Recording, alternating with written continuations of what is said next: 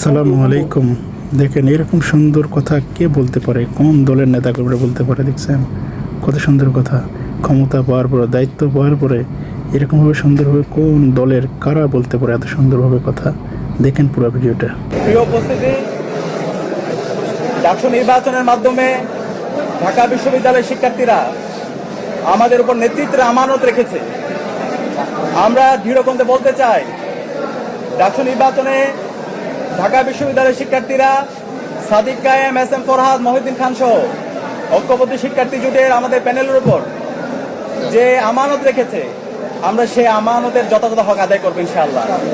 আমরা কথা দিচ্ছি, আমাদের শিক্ষার্থীদের যে স্বপ্নের ক্যাম্পাস, সেই স্বপ্নের ক্যাম্পাস বিনির্মাণ না হওয়ার আগ পর্যন্ত আমরা থামবো না।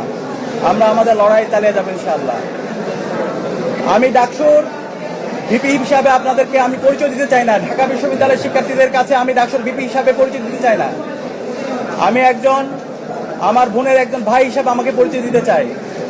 আমার একজন ছোট ভাইয়ের বড় ভাই হিসাবে আমি পরিচয় দিতে চাই। আমার একজন বড় ভাইয়ের স্নেহের ছোট ভাই হিসাবে পরিচয় দিতে চাই। আমার বন্ধুর একজন বন্ধু হিসেবে পরিচয় দিতে চাই। আমার শিক্ষকের একজন ছাত্র হিসেবে আমি আমাকে পরিচয় দিতে চাই। আমি কথা দিচ্ছি, সাদিক কায়েমকে আপনারা যেভাবে দেখেছেন, ডাকসুর ভিপি হওয়ার পরে তার কোনো পরিবর্তন হবে না ইনশাআল্লাহ।